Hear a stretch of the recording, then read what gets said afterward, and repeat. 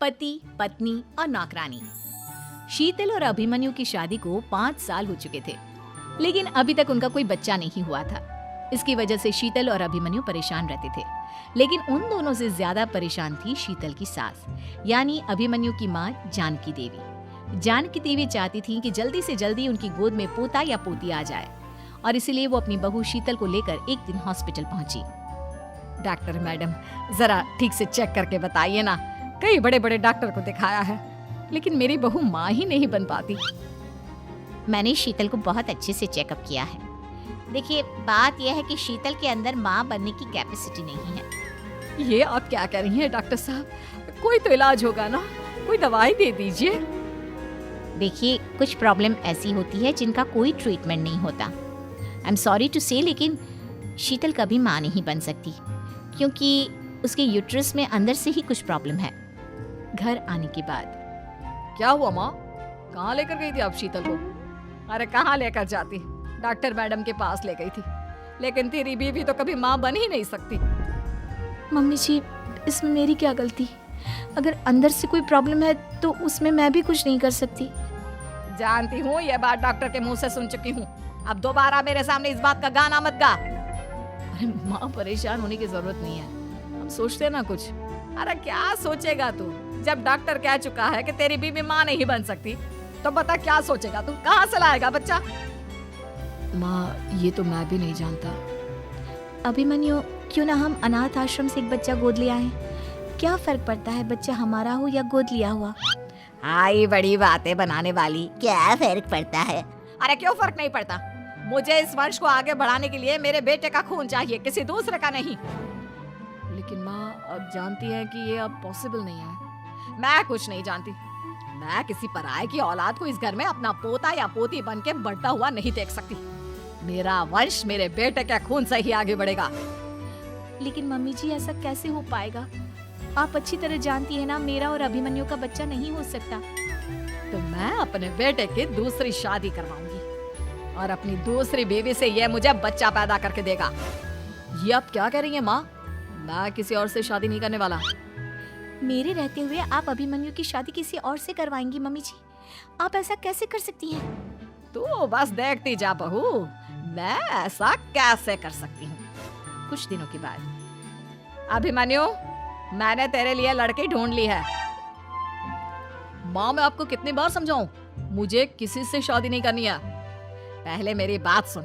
ये जो चमेली है ना, हमारे घर में काम करने आती है, वो तुझसे शादी करने के लिए तैयार है। मम्मी जी, आप अभिमन्यु की शादी एक नौकरानी के साथ करवाएंगी? वो इसलिए क्योंकि चमेली दिखने में बहुत खूबसूरत है, बच्चा भी सुंदर ही होगा। मम्मी जी, लेकिन एक बच्चे के लिए अपने बेटे की शादी नौकरानी के साथ करवाना, क्या ये सही है? अगर अभिमन्यु ने शादी नहीं की ना, तो मैं अपनी जान दे दूंगी। अब देख लो, अगर तुम्हें अपनी माँ की जान प्यारी है तो तुम्हें इस नौकरानी के साथ शादी करनी ही होगी। इस तरह जानकी देवी अपने बेटे अभिमन्यु की शादी नौकरानी चमेली के साथ करवा देती है। कुछ दिनों के बाद, नौकरानी से मालकिन बन के तो मजा आ गया। अब तो मैं इस घर की मालकिन हूँ। देखो, अपने आप को ज्यादा मालकिन समझने की कोशिश मत करो। एक बार तुम्हारा और अभिमन्यु का बच्चा इस दुनिया में आ जाए, उसके बाद तुम इस घर से हमेशा के लिए चली जाना। अरे जाओ जाओ, किसी और के आगे बातें बनाना। एक बच्चा तो पैदा नहीं कर सकी। बढ़िया आई, जाओ जाकर मेरे लिए कॉफी बना कर लाओ। नौकरानी मैं हूँ या तुम? मम्मी जी, देखिए ना शीतल मुझसे किस तरह से बात कर रही है। शीतल, तुम्हें पता है ना चमेली प्रेग्नेंट है, मेरे बेटे के बच्चे की माँ बनने वाली है। वो जैसा कहती है वैसा करो। लेकिन मम्मी जी, वो मुझे नौकरों की तरह ट्रीट कर रही है। अरे तो करेगी ना, वैसे भी बहू तुम हो किस काम की? एक बच्चा तो पैदा नहीं कर सकती। जाओ अब घर के सारे काम करो और चमेली को आराम करने दो। थैंक यू मम्मी जी, भगवान आपका भला करे। आप नहीं होती तो मैं नौकरानी से महारानी कैसे बनती? देखो, तुम्हें जो चाहिए सब मिलेगा। खूब खाओ पियो, मजे की जिंदगी जियो, लेकिन बस मुझे एक बच्चा पैदा करके दे दो। कुछ दिनों के बाद, मम्मी, बच्चे के लिए आपने मेरी शादी चमेली के साथ करवा तो दी, लेकिन दिन और रात का चैन मिट गया है। सारा दिन शीतल और चमेली की बहस चलती रहती है। अब शीतल को इस घर में रखने से क्या होगा? मैं तो कहती हूँ उसे घर से निकाल दो, है भी किस काम की। मैं ऐसा नहीं कर सकता माँ, वो मेरी पत्नी है, उससे बहुत प्यार करता हूँ मैं। तुम्हारी पत्नी चमेली है, चमेली, उससे प्यार करो। अरे तुम्हारे बच्चे को जन्म देने वाली है वो। अभिमन्यु, मैं खुद ही इस घर से चली जाती हूँ। वैसे भी अपने ही घर में नौकरों की तरह रहकर परेशान हो चुकी हूँ। घर की नौकरानी मेरे ऊपर हुक्म चलाती है। वो तुम्हारी पत्नी बन चुकी है। अब मेरा इस घर में क्या काम? अभिमन्यु के बार बार रोकने पर भी शीतल उस घर से चली जाती है। कुछ दिनों के बाद चमेली एक बच्चे को जन्म देती है। भगवान ने मेरी सुन ली, मेरे बेटे का घर भर गया, उसका अपना बच्चा इस दुनिया में आ गया। मम्मी जी, बच्चे को हाथ लगाने से पहले मेरी एक शर्त तो सुन लो। तुम कहना क्या चाहती हो चमेली? आपकी मम्मी को बहुत शौक था ना अपने पोते को खिलाने का। अब देखो, इस दुनिया में हर चीज की कोई ना कोई कीमत तो होती है। तुम अपनी आधी प्रॉपर्टी मेरे नाम कर दो, बच्चा तुम्हारे नाम। अरे लेकिन मैंने अपने बेटे से तुम्हारी शादी करवाई है, अब ये सौदेबाजी कहाँ से आ गई? जो औरत अपनी बहू को घर से निकाल कर एक नौकरानी के साथ अपने बेटे की शादी करवा दे, वो तो सौदेबाजी कर ही सकती है ना। उसका कैसे भरोसा कर सकते हैं? मुझे बस आप लोगों की प्रॉपर्टी चाहिए, उसके बाद ही बच्चे को आप हाथ लगा सकते हैं। मैंने कहा था ना मम्मी, आप गलत कर रही हैं। देखिए, उसका नतीजा आपके सामने है।